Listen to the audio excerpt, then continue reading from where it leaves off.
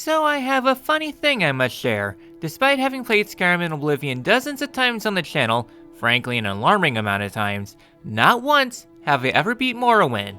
I tried a few years ago, back in 21 during my Elder Scrolls binge. I got lost in wandering the southwestern part of Vardenfell and just gave up. But I want to rectify that, so join me in this long-awaited dive into the game that put the Elder Scrolls on the map, as today, I shall beat Morrowind for the very first time. So as a preface, this will not be a blind playthrough. I know what went on in the story before even touching the game. This extends to gameplay since Oblivion is built on large parts of Morrowind and simplified quite a few things. And I know the exploits. And I am free to invest in said exploits, but will be banning myself from going crazy on them. You can do some crazy shit if you know what you're doing. That is mostly it. So sit back and relax on this long-awaited video. So the question to start out the run: how much of an end-well will I be before I snap and go on a killing spree? Let's find out. The game starts out like any other first time playing an older game on modern PC, figuring out the freaking aspect ratio so that OBS will be happy with it. After messing around for far longer than it needs to be, I can start out the game with a prophecy from an adoring fan's number 2 stan, and I awaken on a boat without much recollection of what's going on. I'm just some prisoner from Cyrodiil, but instead of watching Picard getting a backstab, I get sent on a boat ride to the Detroit of Tamriel. And the next fun part about playing an Elder Scrolls title, adjusting your controls, since every single title must have an esoteric control scheme. I too loving having menu be brought up with my right mouse click. I name my character after who I think the game is about, and I'm escorted onto the character creation screen. I am going with a Brett in this run. I like playing as Bretons in general, so it all works out. Plus I wanted to play as a spellsword this run. I listened to the only voice acting in the game and picked my class. You are given major and minor skills, which progress your overall learning, and also you can get a larger starting bonus with said major skills. I won't bore you with all the decisions, but I want to play as a spear class. I find it weird that spears don't make it into later Elder Scrolls titles, despite it being a major weapon type. I just put down some quick thoughts, and I can pick my birth sign. I like how most of the birth signs have a plus side and a downside, or just kinda there. I picked the lady. Those are some damn good bonuses, especially on some stats I normally don't pick. With the generation done, I'm ready to begin this adventure by doing whatever I want, like stealing right from the shelves. Not even 10 seconds after my freedom, the guys are double guessing what have they done. Now comes figuring out how to play the actual game, like right mouse click being my menu screen. I don't really know what is going on. I at least remember to pluck the ring out of the barrel for an early game quest. I get my details on how to start the game from an excessive reading list, and now I can start exploring the little village of Seyda. I am very much a weakling, without much going on, and I will need as much help as I can get. I hand in the ring of questionable origin, and use my free money to get some spells. Turns out Fargoth is a bit of a thief and is hiding his treasure, and it's up to us to uncover it. I slowly waddle my way to the lighthouse while figuring out how to access the magic menu, oblivious to the window that's at the bottom right of the screen. This game is a masterclass in UI, okay? At least I could eventually figure it out, since, well, I want to be a mage of sorts. I waited in the middle of the night on top of the lighthouse to watch the world's most incompetent thief attempting to hide something in a trunk. He failed every sneak check as he is sneaking in front of everyone with an obvious eye shot. The AI in this game is very much not on the bright side of things. In some days, the pathfinding can't even pathfind itself into the ocean from an island. I stole the loot from the wood elf right in front of him to assert dominance and handed in the pilfered gold for even less gold. I think I got the end of the bargain in this transaction, but I can't expect much when I have the bartering skill of a timeshare collector. My work in town is done for now, and I can get started on exploring the landscape. I was able to come out on top of my first skirmish with a mud crab, and also failing to cast a spell. Yeah, you can fail to cast spells, and you can also fail to hit a weapon at point blank. A little way too often for my liking. I wandered around for a while looking for the corpse of a tax collector, really the wet dream of every billionaire, and while waiting to heal, I was harassed in the middle of the night by a Dark Brotherhood assassin. I tried standing my ground, but I'm very much outclassed. I tried stabbing my assailant, but whiffed in all my attacks. Oh yeah, hit rate is tied to fatigue. Well, basically everything is tied to fatigue, so the lower your fatigue, the lower your hit rate is. Gotta love old systems. I tried leading the assassin back to town, but nobody would bother defending me against an enemy of the Morag Tong. I tried all I could, but given my low everything, I was stabbed in a successful contract. At least I had the foreknowledge to be saving very frequently. After reload, I tried fighting a scrib, but I kept getting paralyzed. If it isn't obvious, I am very much a weakling, a minnow in the sea of sharks.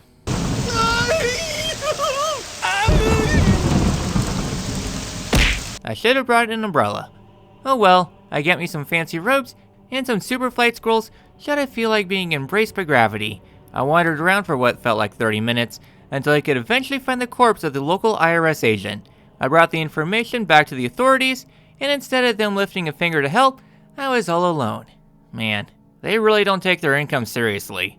Well, then again, given the economy of Morrowind, I don't think anyone does. Well, I guess it is time for a third party to take over. I talked to the lighthouse keeper and barged into some guy's shack for information. Sure, he murdered the tax man, but he is bribing me with a ring to keep quiet. I do like bribes and all, but I could try my hand at justice. Just this once, I'd like to come out of a fight in one piece.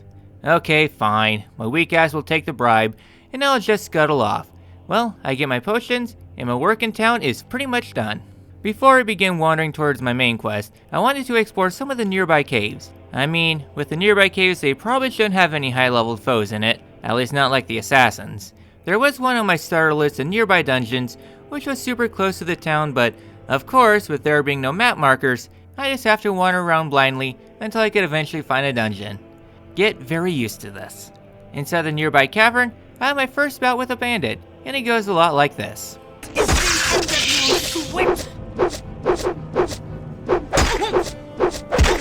Once I was done whiffing at nothing, I am really tired of the RNG to hit system going on, at least until later. I embraced my inner Lincoln and freed some slaves. Oh yeah, for those who don't know, at this point in history, Vardenfell is in its Confederate LARP stage, and that aged really poorly. And well, it's back to teaching bandits the rule of law, which means, you guess it, die, Fisher. I did try to step outside to heal, but of course, I had to be interrupted by assassins with mommy issues yet again. Okay, thank goodness I have my quick saves hotkey to V. Back in town, I did the smart thing and bought a spear. You know, the weapon type I tagged at the start of the game. I'm not very smart, okay? Back in the cavern, I started to get my point across with the final bandit here, and yeah, this is so much better. For me to use my spear correctly, I have to be holding the W or S key for a thrusting attack. The cave is saved, and that more or less wraps up my time in Seda. Seda later, Neen. I have a very weird pathway planned out, so that should keep me hopefully safe from my own stupidity. No, future Orph, you don't need to chug a gallon of bleach, even though work sucks that much. I wanted to travel along the coastline for a bit, and I entered Samara's tomb. Nearly every family in Morrowind has an ancestral tomb. Honestly, these little hovels are way more fancy than most houses in the modern era. I run into my first ghost, and much like Oblivion, you need magic or silver grade or better weapons to harm them. Don't worry, I'm used to the game not playing nice. Eventually the ghost can return to the afterlife of very disappointed families, and in the trapped urn, yes, the chest can be trapped, and no, I have no idea how to untrap them besides face tanking the damage. I could get a mentor ring that fortifies my intelligence and willpower, so suffice to say, that is a very helpful find. Back outside in the fresh volcanic ash-filled air, I began my long swim up the coastline, being harassed by slaughterfish the entire way there. Yeah, the fish are very annoying when swimming, and the waters are full of them. And no, I never used water walking in my entire playthrough. Up the coastline, I found a wrecked ship full of skooma and other fun things, such as a diamond, which you can eat. I honestly didn't know you could consume minerals. The doctor said I need more iron in my diet, but at this point, I'll probably get a heavy dosage of lead poisoning. With the ship plundered, back I go to the long hike to Balmora, just making sure I check out the mud crabs, since one of the mud crabs is a merchant with 10,000 gold. After playing around for a while, I found out the mud crab in question is located near Vivec City, so I won't need to worry about having to charge $10,000 for some crab legs. Given some of the Alaskan crab leg prices these days, $10,000 is a bargain. There wasn't much along the pathway, just talking to some egg miners about their hulls. Hey, this is Editing Orph here. Something I didn't realize until while I was editing this video, this egg mine is the Shulk Egg Mine, so hopefully the miners take proper protections, or they are really going to be feeling it. But in this area is a very funny cave for making money, at least in the early game, and while wandering around, I managed to get my last skill level up to be able to actually level up, so next time I find a bed, I can level up. I do end up fumbling around for quite a while, but eventually I could find the Vasir Cave. I had to proceed through this cave carefully. If I go down the wrong pathway, I could come face to face with a hot lady who is very much not afraid to melt my balls off. This isn't Oblivion Remastered. Also, Data are immune to normal weapons in this game. Good to know. The reckless way. Yeah, there are a lot of ebony notes here, which sell for a pretty penny. Gold is pretty tight at the moment, so I will take whatever help I can get.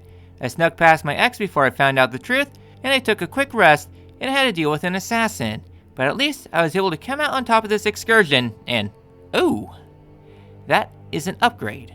Level 1, and already have the second best light armor in the game. I level up, and of course I get hit on by another assassin. Hey, I will take the easy money. Honestly, I didn't need to take the ebony after all. But it is the learning experience we discover along the way. Like sliding down a cliff because acrobatics determines how steep a cliff you can slide down. I also wandered through another dead person's family history of heavy drugs and neglect, and one family member lived a decent life until the cheating allegations were discovered, and now they're in a completely different family tomb. But after the better part of 2.5 hours of fumbling, I have finally made it to Balmora, and dear God, what is happening with the Argonian walking? I went to the first store I could find to peddle my wares, and for some reason, he refused to service me with the drugs in my inventory. What a jerk. What I do with my illicitly obtained booze is my business, not yours. To show dominance, I guzzled a metric ton of skooma right in front of him until I forgot who I was, and now I can sell my loot. Yeah, I really hope more assassins try to shank me in the middle of the night so I can rob them blind. In reality, that is probably not a nice thing to say. I hope they at least knock before I turn them into a biology lesson. But eventually, I found the Mages Guild, which will be the domino effect that will set the wheels of fate going. I am here for one reason: spellcrafting. Skyrim doesn't have any spellcrafting because it was made for babies, and in Oblivion, you need to either use a credit card or go through half of the Mages Guild. In Morrowind, it is even more busted than usual, and you can access it from the start of the game. However, I misread the services of one of the NPCs, so I figured I could use some of the Mages Guild questline, and my first quest is picking some mushrooms. Not for ingesting, as much as I would love to become a fun guy, but for research. At least the shrooms can be found around Stendarr, so I just crept my way around, plucking the local flora, stepping out of town when needed to get my remaining ingredients. Just no one told me the next towns would harass me to no end. Eventually I could get my last goodies for any illegal activities, and my next task is planting some fake soul gems in a co-worker's desk. I think I got the Mages Guild and the Thieves Guild mixed up, and now I can pick some flowers from a lake. When I signed up for the Mages Guild, I wanted to conjure demons to aid in my global conquest ambitions, not be some botanist. I really wanted to get started on spellcrafting, getting spells from the local mages, meanwhile ignoring one character who can actually spellcraft, thinking it is a station like in Oblivion. I'm kind of an idiot, okay? I just waddled my way out of town, spamming spells to level up my skills the boring way. I have a juicy plan on how to train my skills further later. I just very slowly hiked my way to the lake, finding a random NPC on the road who wants me to escort her to the fields of Camus. Not exactly what I had in mind for a first date. I just wanted a witness to the murders I'm about to commit.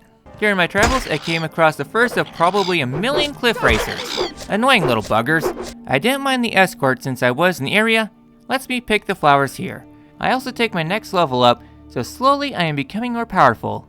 I eventually arrived at the fields, and I couldn't get deflowered, just picking the local flowers, and I guess I did the good thing. I got my last flowers needed to hand in, and on my way back, I became a meal for the day between two mating Kaguti. At least they know the best way to have a pleasant evening is by going out on the town and butchering some local botanist who is still figuring out which side of the stick goes into which orifice. Took a few attempts, but could eventually come out on top of this excursion. I am really going to need to up my skills as soon as I can. And on my way back, I found Thoronur, not to be confused with Thoronir, and he wants me to save his friend from some mating Kagoti. I just backtrack a little bit to find the third wheel and escort him to his friend. I'll take easy quests where I can, even if I end up dying a few times. Well, my business is done in the area, and we began hiking back down to town under the watchful gaze of a dozen cliff racers. No wonder why they led a massive emu war against the Birds of Terror. A few minutes later, I am back in Balmora, and I can hand in my flowers from my date with death, and now I can do only the most important task in the world: buying a f***ing ceramic bowl. Fine. I buy a bowl from the store, and by the time I get back, all of Ajira's notes are stolen. I get that competition for grant money is very tight these days. Just pray you aren't a climatologist in the US these days, but jeez. while I wandered around the guild, finding the notes in rather obscure locations, but at the very least, I am done with Azura's Arc for now, and after all my random wanderings, I figure I can finally get started on the main story. Took me a hot minute, nearly broke into everyone's house, but in the very last house I checked, I found Caius. Glad to see Bethesda is appealing to the fan service, though these days Caius isn't nearly as desirable. I don't know, something about having a micro poly count isn't as appealing. His first quest is getting information from the Fighters Guild about the history of the Nerevarine. Don't make fun of my pronunciations, I have a linguistics issue, okay? And also the 6th house. And for the information, I just need to do a small fetch quest first. Okay then. And during my visit, I finally found the Spellmaker, meaning I can get dirty with the game. And I have watched some tea enthusiast adjacent content on this game, so I know a thing or two about how to turn this game to dust. But instead of breaking the game wide open, I decided to take the time to train my alteration since levitation is going to be very important. There are a couple spells I want to get, and I used the guild guide to warp me to any of the guild halls. Between boats, travel guides, and silt striders, it does alleviate the lack of fast travel. Though during my travels to the guilds, I didn't find many spells I was looking for, which was anything to fortify my attributes and also draining skills, but I could play legit a little bit more. I just take the time to train alteration for close to 10 minutes for later, and I also get a level up during the process, so that helps. During my waiting periods, I was harassed by a couple assassins. They say easy targets for a bounty. I see a fat stack of cash. Once I was happy with my training for now, which was very bored, I figured I could go ahead with the cheesiest way to train, just by a drained skill spell, except I had no money. Okay, time to break out the big guns. I returned to Caldera, a frankly ominous town given what's going to happen in Red Mountain in a few years, and I know in one of the manors is a merchant. I just spent 10 minutes in the wrong manor. In the Orc Manor upstairs, there is a creeper who really wants booze. However, I'm a recovering alcoholic, so instead of peddling my booze, I just sell in my armor heavily drenched in booze, earning a fat stack of cash to buy my drained skill spell. The cheese part, craft a drained skill 100 points 1 second spell on self. It is that easy, though it's a little more difficult for Bretons and Orcs because they resist the magic of 50%, which does include the drained skill, but that's something for future me to worry about. I just cast a spell on myself, and instead of paying hundreds of gold to level up a perk by 1, I could just, fake myself being the worst mage of all time when the world pauses when talking to people and cheating the system. I honestly swore this exploit also worked in Oblivion, but sure as hell works here. I don't call this cheating, I call this being a very good actor. It's also called insurance fraud. Also, while I was exploring Seder Mora, I found some slaves in a cage for sale. I swear I can hear Abe Lincoln calling. I really wanted to train my spear, so I just employed the oldest trick in the book, faking I don't know how to point a stick in my general direction, and I got a few spear levels. Since I was in the Fighters Guild, I figure I could talk to He's Fat about progressing the main story, and I need to grab a puzzle cube from the local dwarven dungeon. Honestly at this point, my character is starting to come together, and slowly I am figuring this game out. The hike up to the dwarven dungeon was not very eventful. Well, at least until I was nearly shanked to death by a homeless man. I have no stamina because he moves so slow in Morrowind, and I end up taking a beating mostly because I can't hit the broadside of a barn. There is one fatal flaw in this random person's plan. Everyone knows that trolls live underneath the bridge. If they are on top of the bridge, the light of God will smite them and plaster their ashes all over every pastry. Next time you bite into a glazed donut, just think who you might be eating. Inside the required dungeon, I need to put my years of failing at Super Meat Boy to good use as I carefully descend down the ledges. This singular room alone automatically places Arcane the Hand above basically every single Oblivion dungeon. Inside the dungeon lives the rejects of society whose brains are so smooth and polished you can use them as ping pong balls. Once I was done thinning out the gene pool, I entered Weeping Bell Hall. Finally, a sanctuary for every Victory Bell lover. Bathe me in all that acid. Digest me. Oh yeah. Wait. This wasn't supposed to make into the script. I end up wandering around this intricate dungeon for a while, using a TCL console command to zip across gaps and up giant shafts. I already like this levitate spell, assuming I can cast it. Really should work on alteration more. Probably in about 10 hours. I end up wandering around for quite a long time, trying to find the location to this dwarven puzzle box, only to find out it was up the stairs at the start of the dungeon. Okay then. I bopped the boss level bandit here, stealing all his valuables and grabbing the ancient Rubik's Cube. I failed quite a few times trying to levitate to the entrance, but eventually I am free of the dungeon. I let the body shamer try to solve the cube in vain, when in all reality, he'll just peel the stickers, and I can start the next quest. I return to the Mage's Guild to get more information on the Nerve-Ring cult, and before I can get the information, I have to first get more training and have a nightmare about some daddy intimidating me. I get my task at hand, and that is getting a skull of some dead person. I'm not going to question what purpose that skull is going to be used for, but whatever it is, I don't feel comfortable being a part of it. I have played this game legit long enough. Time to start breaking it. I travel to the local temple that thankfully lets me in, considering my past crimes, and I bought Mark, which is essential for quick travel, along with a Fortify Attribute spell, which is everything I need to break the game, along with Soul Trap. All you need to do is create a spell with Soul Trap target 1 second, 0 area, and fortify whatever attribute you want on self, and cast that spell at your feet, and voila! You can go crazy fortifying your attributes. Turns out all you need to do to obtain infinite power is to send the ideal master's feet pics. Don't tell only Stans. I set up a mark in the middle of town since I'll be traveling to Balmora a lot during this run, and now I can move at a brisk pace to my destination. I will limit my cheating only to fortifying speed, just so I can decrease the file size from all the walking. This 20-hour run ended up being cut down to an hour, just because of all the walking. I end up getting horrendously lost trying to follow the directions on the back of some tissue paper. Turn right at the subscribe button? Where is this subscribe button? Oh, there it is. And I found the entrance of the tomb. At least this cave is a very short one, and its main purpose is to teach players about enchanted items being the only way to harm ghosts in Daedra. I did get an unconventional pincushion practice session by an archer, but at least I can find the skull, defiling the family heritage, and I can use recall to return right to Balmora. I can skip travel right out of dungeons, and suddenly Skyrim is weeping in the corner, and Oblivion is in a catatonic breakdown for me not having to backtrack through the dungeon. I handed the notes to Caius, and next up he wants me to wander around Vivec City to be introduced to the other factions. Yeah, Vivec City is a giant city full of canteens whose size is roughly the same size as a small Skyrim city. I do end up getting lost during this excursion, since the city is so giant, but at least I can say, I do like Caius' quest, and that it is a very good way to introduce players to the many factions of the game.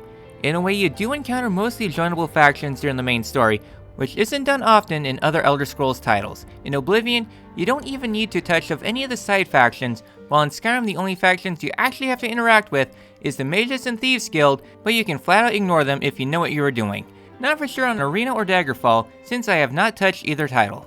I eventually find the first person I need to talk to, that being the Morag Tong rep, who is casually being harassed by the racist elves. All I need to do to save Hulia is to talk down the elves, which thanks to my high personality, they let us go. Yeah, the Dumber really do not like the beast races of Tamriel, but at least I can escort my Argonian friend to the bookstore, and I can get another lore dump on the history of the Nerve-Ring. On my way to the Thieves Guild rep in the St. Olms Canton, I might have accidentally tripped and fell through the fabric of reality. I hate it when that happens. I find Doofy Anus being an absolute asshole trying to arrest Adhuraner. I can't pronunciate, okay? I hate my f***ing speech impediment, and my brain's just not working. I end up wandering around for quite a while, since she is very good at hiding, and after probably 30 minutes in levitating unnecessarily underwater, I find the Thieves Guild rep in the sewers. Sewer rats are probably not that tasty. She promises to give me the info once the ass has left. I tell the butt plug to bugger off, and I have my second clue. The third quest involves me buying a book at the local bookstore, that being The Progress of Truth, so I just jumped ahead to buy the relevant reading materials, and I made my way to the library in the Temple Canton, and I had to follow Milo to the back. Turns out the Ordinators in the temple really hates the Nerve-Ring, since, well, the Tribunal may have betrayed the Nerevar, and the Nerve-Ring is supposed to strike down the gods of the Tribunal, so they don't take too kindly to the prophecy. At least with all the relevant information in hand, I return to Caius, who wants me to come back in a few days, which is a subtle way for the game to make you do guild work and work on your character since you have been introduced to all the major factions at this point. I see you, gameplay loop. I'm on to you, watching with a sternful look as I take the loop hook, line, and sinker. I then return to the Balmora's Mages Guild, and now that I'm considered a big boy, I can use the toilet and not shit myself in front of my family gathering.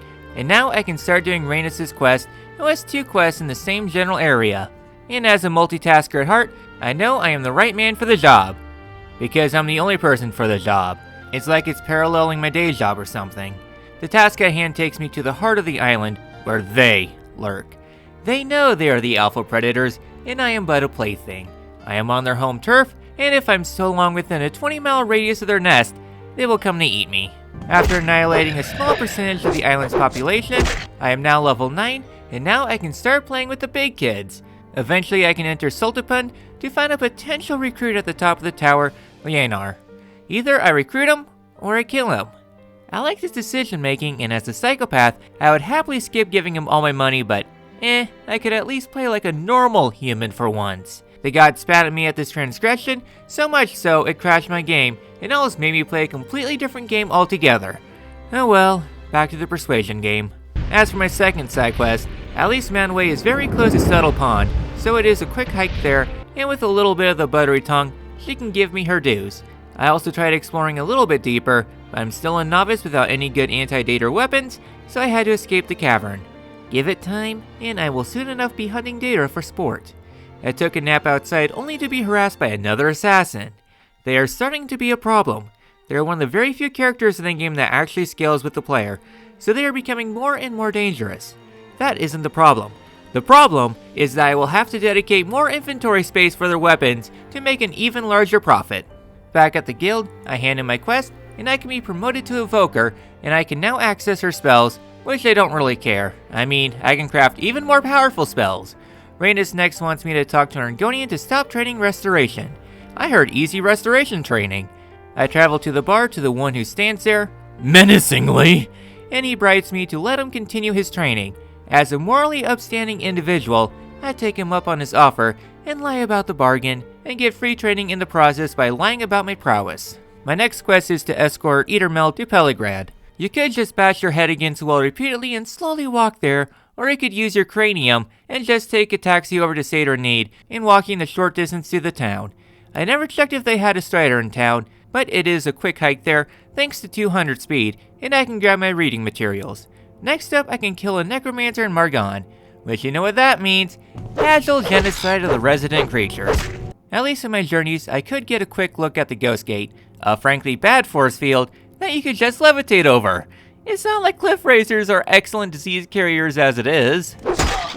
Since I am the master of distractions, I get a side quest to escort Fornis to Coal Cave within 2 days, which I oblige. I take a Silt Strider to Nissus and tried finding the escort, but he never came along.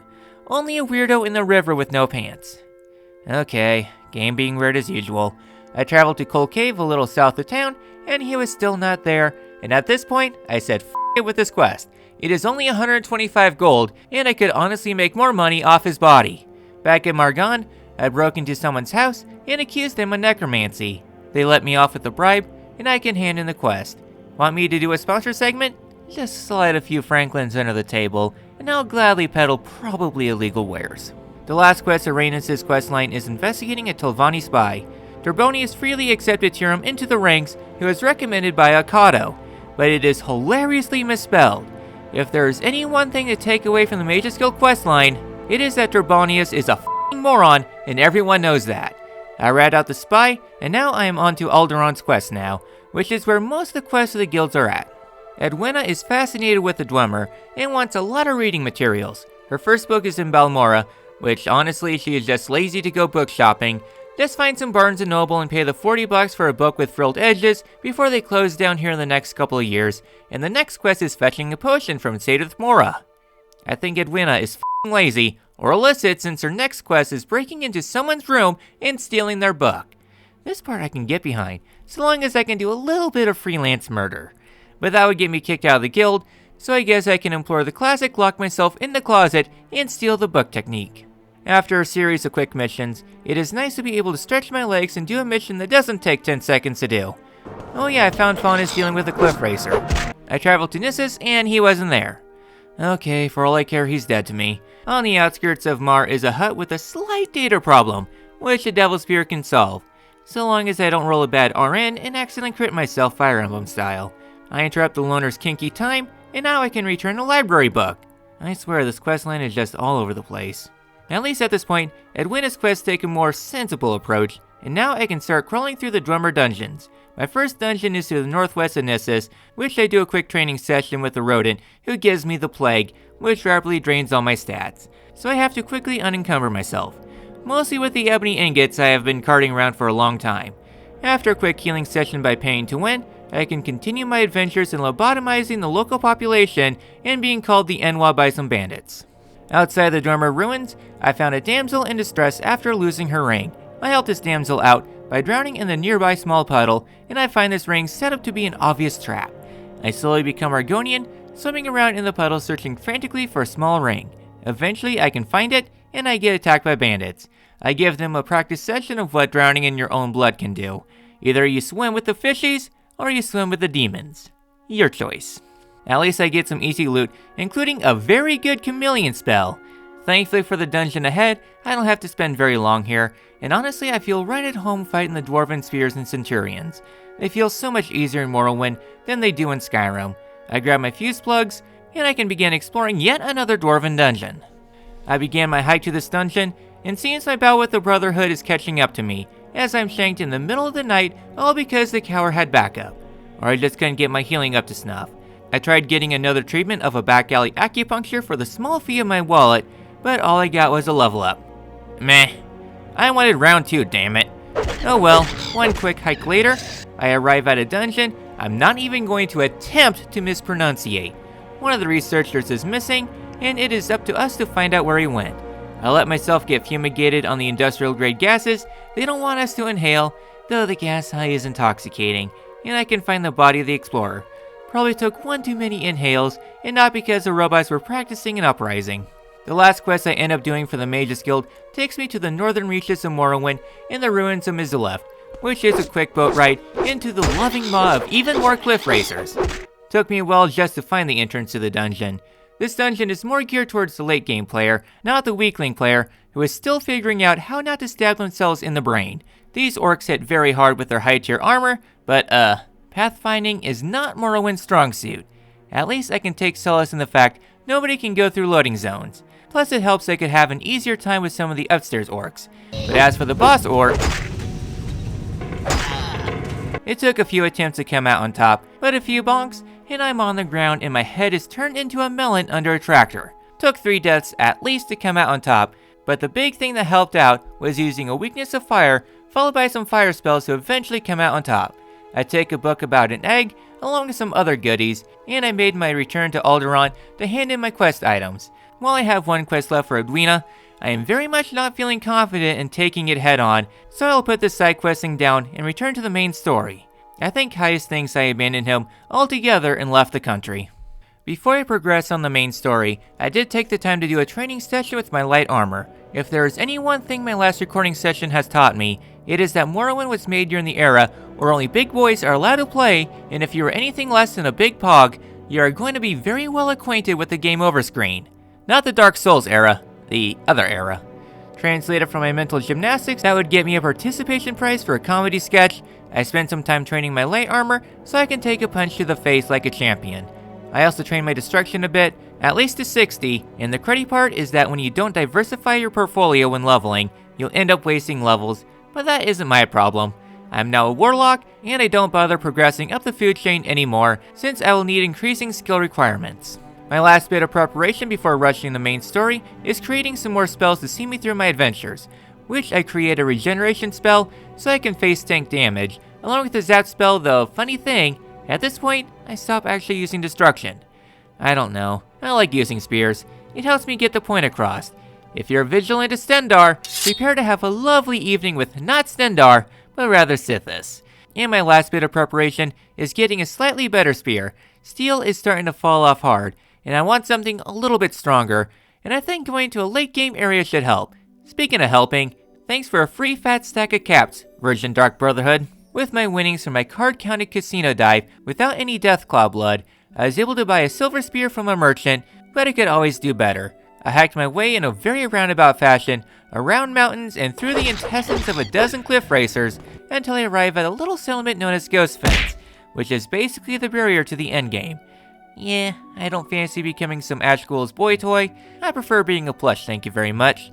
So I avoid going into the gate, and rather check out the town and Ooh. I was not expecting to find glass armor here, aka the best light armor set in the game. I'm just here for pokey stuff. I will keep this place in mind after I do another purification. Okay, enough digging around. Now I can restart the main story. I return to Caius, who is probably aged at least 2 years, and the next mission is finding an informant on the Ashlanders, who believe very heavily in the Nervarine prophecy and reject the tribunal. Or in the eyes of the church, they are heretics. I travel to Arderon to find this informant, and according to custom, one must present presents to gain the trust of the Outlanders. Do they take bribes? Oh, just reading materials. Okay then. I obtain the information and return to Caius, who info dumps me that the Emperor sent me to Morrowind since he thinks I satisfy the conditions to be the Nervarine. Here I was thinking Uriel just wanted to get rid of me so he doesn't have to pay child support any longer. Honestly, who knows how many bastard children he has? I bet one is a bean. My next task is to head to an Ashlander cult to learn their customs, but beforehand, I spent probably 30 minutes wandering around an Imperial fort just trying to find the NPCs who will give me free stuff. Once I had my goodies, I began my adventures to the Orpheolus camp, showing the local denizens who the real boss around here is.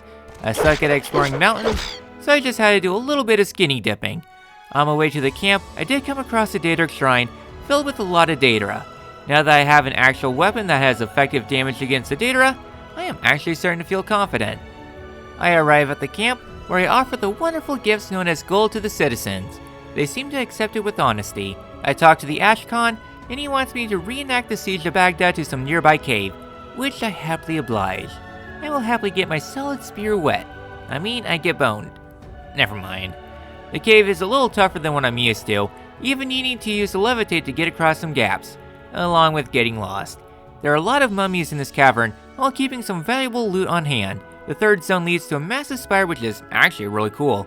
Honestly, a breath of fresh air, especially compared to the Oblivion dungeons. These zones tend to lead to some fun zone namings, such as a zone dedicated to a fellow psychopathic clown, and my dream of getting pegged repeatedly by a giant bee. Yeah, get that barb deep in my back. Yeah. Shit, why do I leave my mic on? Inside the final chamber contains several skeletons that crumble to my thrust. Of my spears, oh, what's the point? I can't help my innuendo nature.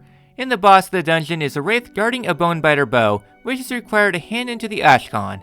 I take my goodies back to the camp, and now I am named Clan Friend. And I get another info dump on the Nervarine prophecy. After exhausting all my dialogue options, I take my newfound knowledge back to Caius, who really thinks I could be the Nerevar Reborn. Damn it, I want to be Jagar Tharn Reborn. My next mission is going after the 6th house, since they are basically the cause of everything evil in Vardenfell. I travel to Mouth Fort to get the information on the location of the base, nearby the town of Gnarly Mooks. After a quick hike and a quick mass extinction event, I arrive at the town to get the information of the Illumati. Just north of the town a short ways. Ilunibi is a stiff difficulty spike. The enemies in this cavern are much more difficult than what I'm used to. An anorexic Daedra definitely took a big bite out of me. Throughout the cavern I encountered a lot of powerful enemies, and came across my first Dremora, who happens to be carrying an ebony longsword. Something way stronger than what I should be reasonably be using at this point, which means Creeper gets more weaponry to rob liquor stores with. Deeper inside this cavern, I arrive at the Marowak Spine, so that is where Team Rocket disposed of the body, though it would be an exquisite experience to get boned repeatedly by a Marowak. On the head for these perverse comments. Oh, it. That is the inevitable fate of being a Pokemon fan with masochistic tendencies. After storming through the cavern showing the Dreamers who's boss, the Dreamers for giving me an epilepsy attack from their shock spells because this is 2002, I arrive in the final room with Dagoth Garys, who interrupts me midway through a violent conversation with the Dreamer. He wasn't too hard, but in his dying breath, he cursed me with this little disease known as Ligma, whatever that is. So slowly I will decay, but at least I will live forever. Well, there's nothing left in my brain, so I see this as a net positive. Inside the bell chamber, I find some glass boots. Holy sh**. Well, that makes a dungeon dive worth it, and I also found a bell with musical capabilities, so you know what that means. With the treasury pilfered, I return to Caius, who tells me I look horrible. Have you seen my Oblivion characters? I look beautiful, thank you very much. My next goal is finding the Diva Fur on my cure, but now I have a lot of goodies I want to pawn off at the pawn shop to make a decent bit of gold to afford food. Things get a little hot under the collar, but at least I can take solace in the fact the flame atronarchs that once gave me trouble are now easy enough. I sell off my excess loot and upgraded a couple pieces of my attire to glass, but at least I have a little more defenses to my name. I return to Caius' house, but nap time is interrupted at this point, so that is fun. But at least now I am level 16. I forgot to mention, but I did level up a lot when grinding my skills. In Morrowind you really want to level up, unlike Oblivion. My next task is to get rid of this disease, since every time I need to talk to someone, they cast me off as some homeless beggar on 20 different substances I found in the garbage can. Unfortunately for them, they are mostly right, except I'm on 40 substances, though I think my kidneys are starting to turn into teenies. So if I want to barter with the merchants, I'll need to cure my disease as fast as I can. Though funnily enough, I kinda got lost and ended up sailing all over the coastline. After swimming through a public aquarium, stabbing the orcas to free Willy to the afterlife, I eventually arrived in Tel Fur, which is the sanctuary for the chronically online. I navigated my way through the Telvanni Tower, only to find a shaft I need to levitate up in order to talk to Diva. The Telvanni are kinda dicks, so if you can't levitate, you aren't worth their time. The Diva has a potential cure, but he won't give it to me until his price tenant pays his rent. I dove into the Corpsarium, which is a glorified Red Cross station, and will need to navigate this dungeon without killing anyone. As a psychopath, I take great offense to this pacifism, but if I want to actually add this title to my backlog completion page, I guess I must. I wander past the fellow unintellectuals who unfortunately ask the important questions, like what is Ligma? The correct response is actually how about Ligma? Immortality is fun. Just ask the neckbeard at the bottom of the cavern who is so terminally online, harassing discords and Reddit pages under the guise of a mod, he failed to be raptured with the rest of the Dwemer. He gives me his landlord's monthly rent, and I head upstairs to hand it in. Before I get cured though, in this brief instance before handing in the quest, there is another major exploit I will happily take advantage of. Every day you're sick with Ligma, your strength and endurance will increase by 1, but your other attributes will decrease. So I do the only logical thing, and wait repeatedly in front of the Diva's bedroom, standing there slowly amassing power, but my brain is slowly transmuting to a perfect marble. In essence, I am becoming the apex gym rat. After min-maxing my games to compensate for my rapidly shrinking dick size, thanks to Right Rage, I asked Diva to turn my Ligma into a Sigma, and now I am cured of corpus, meaning I am immune to diseases. But I keep the upsides like high strength and endurance. Though my agility and personality took a hit, but that might be more of an interaction with the Lady Birth sign. I return to Caius, who has some sad news. They heard the rumor that Patrick Stewart is going to be playing the Emperor in the next Elder Scrolls game, and needs his apex physique to be an ineffective bodyguard, and sends me on his final mission.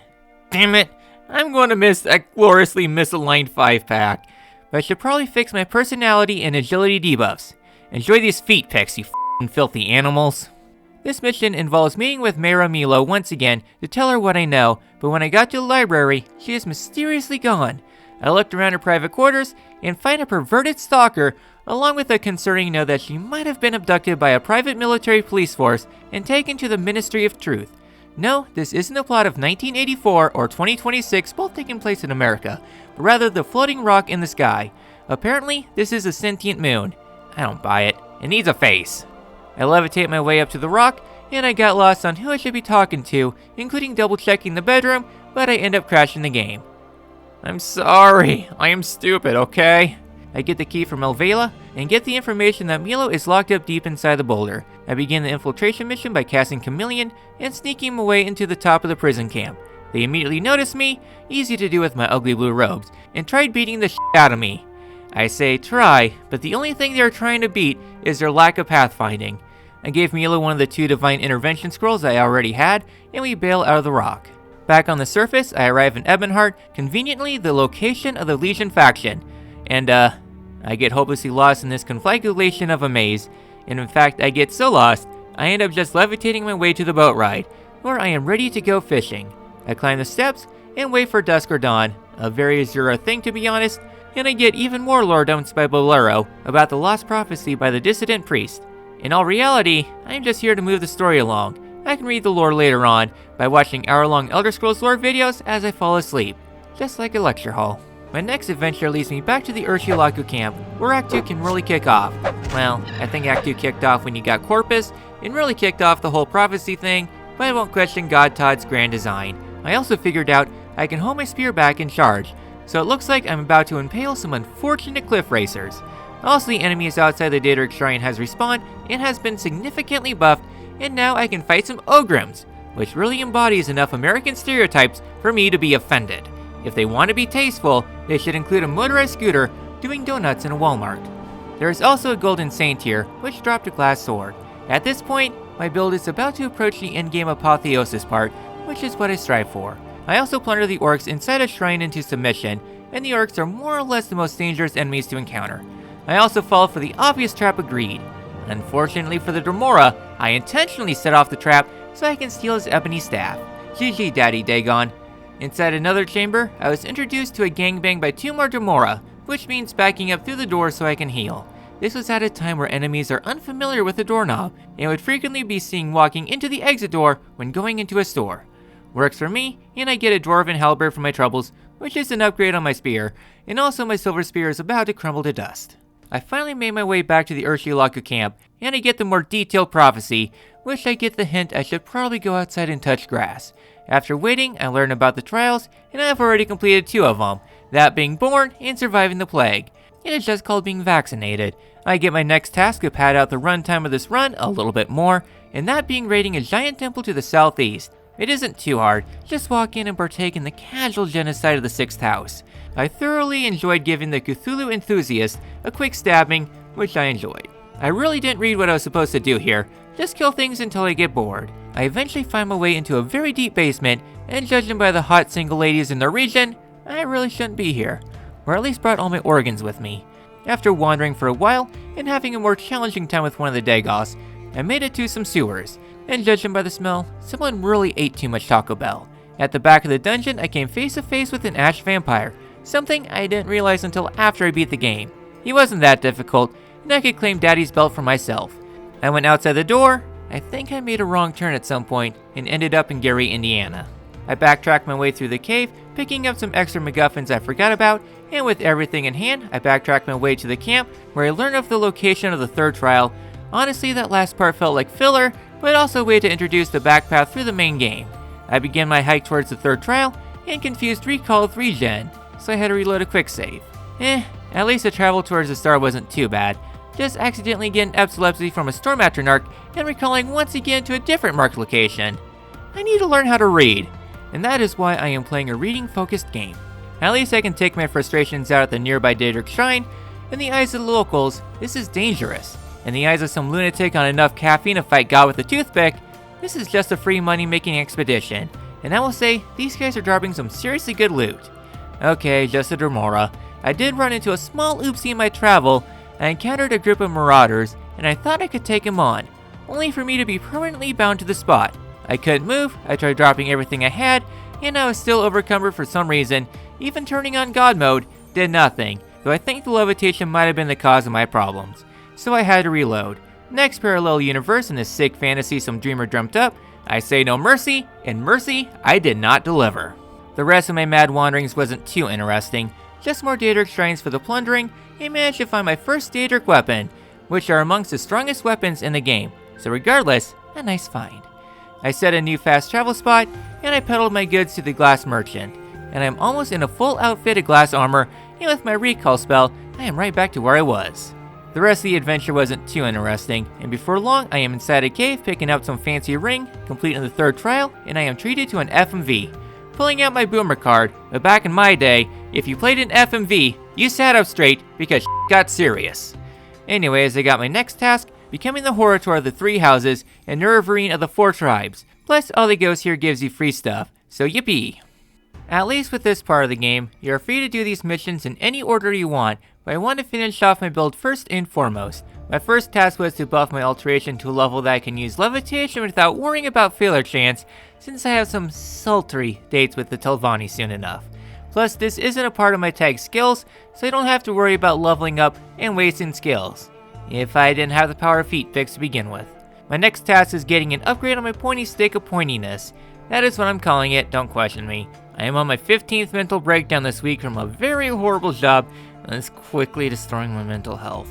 In a little fort just south of Gnosis, I can find a lot of good loot here. Honestly, as the game is starting to wind down, I do like the dungeons in Morrowind.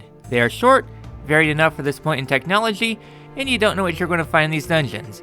Sometimes it is a rat den, and other times you're having a one-on-one session with a Dremora therapist who is recommending electroshock therapy to your nervous system straight to the heart. The enemies are really starting to increase in difficulty, and some Dremora are dropping Daedric weapons, which is very nice. Anyways, in the third zone, I find my weapon, a Daedric spear on some poor skeleton. Suffice to say, I will get my point across very efficiently. Just, I wish the Daedric weapons weren't so heavy, and I end up dropping off a lot of my loot just to make a haulback more lucrative. I also find the boots of the Apostle in the depths. I didn't even come here for the boots, but I mean, best boots in the game, I will take. With my loot in hand, I return to Ghostgate to upgrade the remainder of my gear to glass, so at this point, I am ready to start playing Origin Depths. Why do we have a lot of the run left for? I decided the first quest I will do will be becoming the Horator of the Telvanni, while also peddling my wares. And for a second I did indulge the idea of getting fisted, but I decided against it. I did spend a while wandering around until I could get into the Telvos Tower, even leveling up in the process with a lot of my stats getting close to 100 naturally. I eventually find my door to Telvos, and I get my instructions from Aryan. And to become Horator, you need the unanimous vote from all the counselors of the Telvanni. The Telvanni very much have no qualms with these puny things known as morals and standards, and they are not afraid to sacrifice the lives of mortals for the sake of knowledge. Suffice to say, we would get along nicely. If I weren't trying to play as a somewhat moral character and advancing very far in the Mages Guild, which very much do not like the Telvanni. For the most part, the Telvanni is pretty simple to convince. I hurl myself at the feet of Dratha because I'm playing as a male, and she feels sorry for my pathetic groveling. She votes me to become the Horator. At Tolnaga, I talk to Master Neloth, and I tell him he will be a very important character in about 209 years, and this strokes his ego just enough for him to vote for me. For Therina, I need to buff my disposition just high enough to be able to endure her very long story, just like the time I went on a journey of self-actualization by traveling to the grocery store. I hopped in my cruddy car and traveled through the clear weather. There were no hazards on the road, and nary a soul in the oncoming lane I was driving in. I eventually made it to the grocery store. Where was I? Oh yeah, Last Telvanni. No matter what, Grothin will not vote for me, so I'll need to just force my vote out of him. So I attacked his guards. I will happily take a way of violence if it means rigging the system. Once I got my point across, I returned to Aryan, and I am named Horator. One down, two to go. Overall, I like the Telvanni in a sense. Not a fan of the slavery, but a fan of the unethical experimentation. I give him a 7 out of 10, would grow a mushroom to get high off again. My next great house is Redoran, which is located in the carcass of a giant crab. They are the most enlightened of the great houses, for they know the truth of the universe and believes in carcinization. I talk to the counselor Ethan, who needs me to rescue his son from his neighbor. Seems they don't take too kindly to kids playing all night in Fortnite and using gamer language the next room over. I broke into the Venom Manor and grabbed the key, though my stealth attitude really didn't help, and the guard tried killing me. I have a heated gamer moment and just murdered the guard. I walked through the tapestry and escorted the spoiled teen who has spent more money in V-Bucks than he has on food or rent back to his father to not be disciplined, and the quest gets easier from here. All I need to do is break into the counselor's chambers and tell them to vote for me. I like Redoran the most of the three houses. They are all in a centralized location, and they are the #1 employer of the Morag Tong, which utilizes political assassination in a legal manner. So long as you have a piece of toilet paper that says the target is a pussy, you will not be charged with murder. Overall, I give this house a 9 out of 10, would murder everyone in the house to get a free house again. The only problem with getting named Horator is by Bolvin, who doesn't believe I am worth being named Horator, probably because he's a asshole and that I broke out Verver from timeout, and he will never vote for me unless we fight to the death. I traveled to the Vivek Arena for a duel to the death. In my first attempt, I might have went splat against the ground because my levitation ran out, and since I never made it out of bronze for Overwatch DPS, I was made an example. But I revealed I was a diamond level Mora main, and my next attempt goes so much better. Gods, I resent my Overwatch addiction. With Venom signature forged in blood, I return to Redoran, and I'm named Horator. 2 down, 1 to go. The final house to name me Horatrader is Lalu, which is in my opinion the worst of the houses to work for. Partially because their canton is made of the cheapest materials, and I fall right on through, and partially because finding everyone is a slog. I talked to Crassius with the hive disposition, and he wants a kiss out of me. He asks for this no matter what if you're male or female. I'm glad I found one of the first games with bi-representation, though you don't have to be so 90s about the stereotypes. Now I need to find all the counselors who are located in the worst spots. The first person to seek out is Drambero, who sadly lost all his money to his gambling addiction and now has to live in a haunted house in the rundown part of town. At least he isn't a homeless vagrant, or he just doesn't like people, which I totally agree with. I also got the half-troll's letter by paying him a couple $1,000, pocket change really. The remaining counselors are located outside of the cities, since half the Hulalu counselors are owning 1840-style plantations. Not very nice of them. I convinced Dren by simply lying to him, saying I will totally protect Morrowind from the Empire. Truth be told, once I finish this adventure, I am probably going to hurl myself to the next continent over instead of honoring my promises. The rest of the counselors are located in very poorly placed plantations, and I might have wandered into Gomorrah. Once I had the final 2 signatures, I could return to giving reviews of the houses. Their leader is a sexual predator, and much of the councils are Confederate LARPers. Overall, I give Lalu a 2 out of 10, would blow up Red Mountain and feed the house to Argonians to not see them in Dragonborn again. At least now I'm done with being a Horator, and I can begin working on the tribes across the island. The first tribe I work with is the Ahumusa camp, where I get my task from a wise woman who looks like we live in a society. I am very much afraid of that smile, but she wants me to clear out a nearby Daedric shrine, far to the north. Okay, fine. Time to swim with the fishies. Once I got to the shrine to the most base Daedric lord that I'm very much attuned to, the place is in a small dispute between ordinators and cultists. I don't take sides. Heads or tails, I don't care which side the coin lands on, because a spear will just puncture any subjugators. I just tell the ordinator the truth, that I'm here to plunder the shrine, taking any blood for sport, and she lets me by. The rest of the shrine was pretty simple to clear out. I even got some booze from a bartender. I think I found Creeper's cousin. Meow. Now comes the boring part of the quest, escorting Mirpal to the shrine to show her I did my job. It wouldn't be so bad if I didn't have to stare at her mouth and swimming through an ocean just to get to the destination of ping-ponging around a rock formation. Eventually the job is done, and that is the first of the 4 tribes. The next tribe is in a very remote location close to Tel Fir, so that just means more sushi for dinner. The tribe was brainwashed by the tribunal and will not believe in the Nerevarine prophecy, so for me to be named Nerevarine, I'll need to convince leaderships with a little bit of persuasion. I am more than happy to do things this way. Just sign here, and here, and here, and also here. Once I stripped everything fun off their bodies, I give it to the next in line to be Ashkan, and then I am named Nerevarine. 2 down, 2 to go.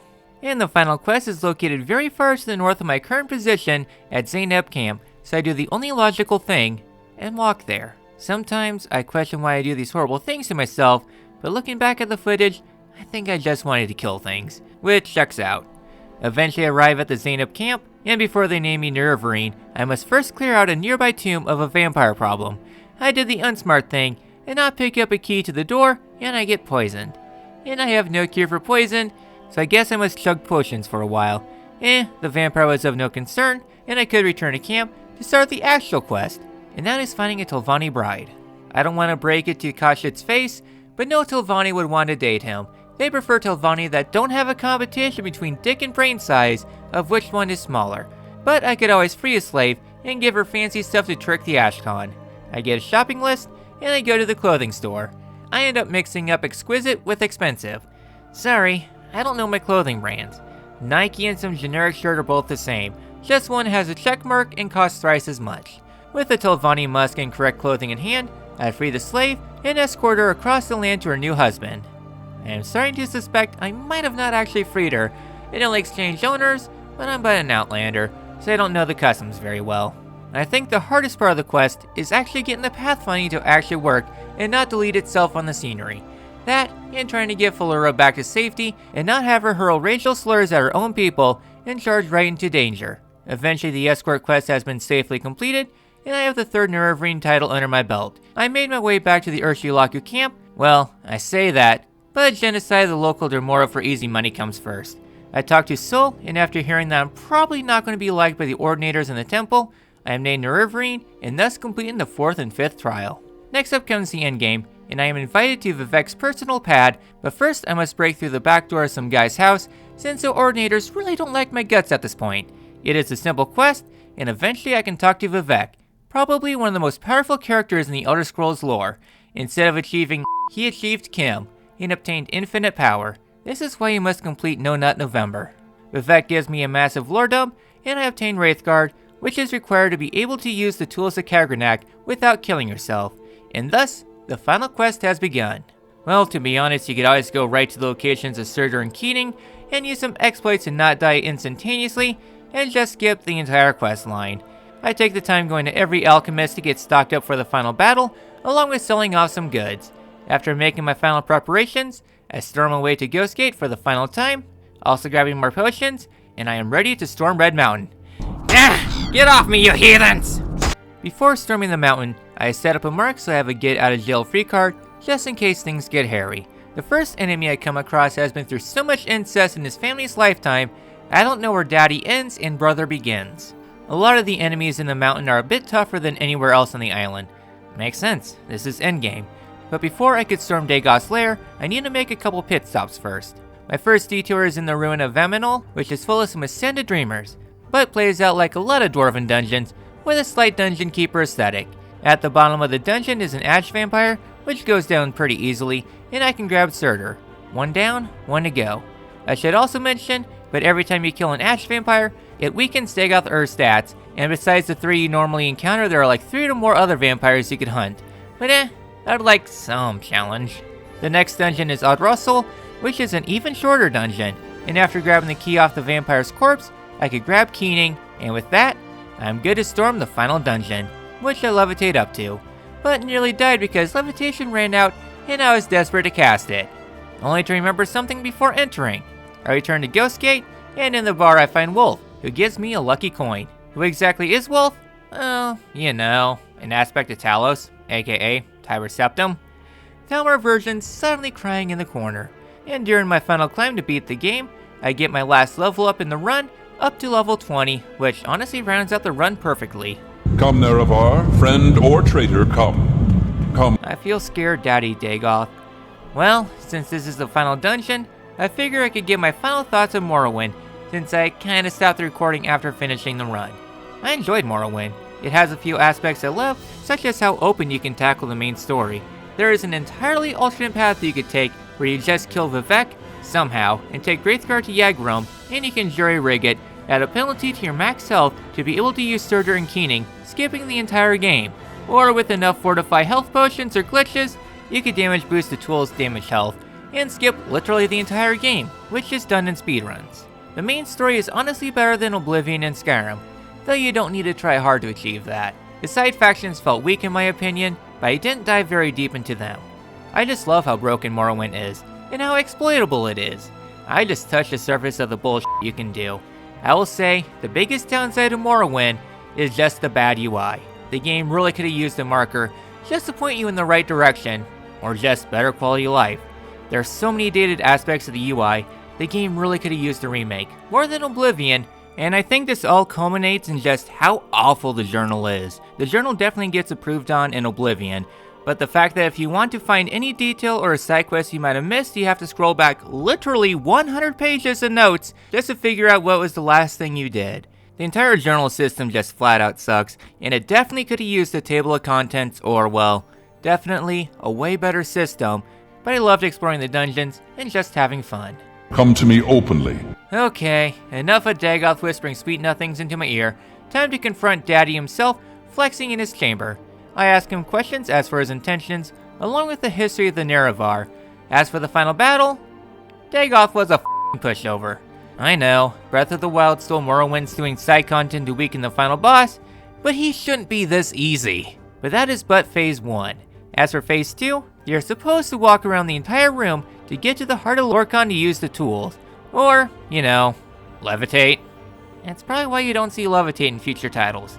Dagoth really applied the pain for phase 2, and he would drain my health pretty frequently. I hammered open the barrier and applied Keening to the heart. The Akulakan has a heart attack and the bridge falls. I tried levitating out of the chamber, but I fall to my death because I forgot to check my levitation time. Okay, round 2. Dagoth goes down super easily once again, and I skip any foreplay, going right for the heart, and offer chocolates to a second brass god, and the god chokes on the chocolate and suffers from congestive heart failure, and Dagoth fell off hard. I'll leave the exploding giant behind, and I am told good job by Azura, and I have successfully beat Morrowind for the first time. Again, I had fun. then I might be down for a part 2 or even streaming it. After all, we have only completed 6 out of 7 steps, and step 7 is killing the tribunal. But I have other stuff to get to first. Let me know if you'll be down for a part 2. I didn't leave myself much time for a conclusion, just enough for me to give a special thank you to the patrons and YouTube members who are instrumental in fulfilling the Nuremberg prophecy. Links to them along with my socials and Discord in the description. Well, if you enjoyed the video, if you did, be sure to drop a like, subscribe for more masochism, and any ways to torture myself, leave them down below. This has been Orpheolus, and I'll see you all in the next one.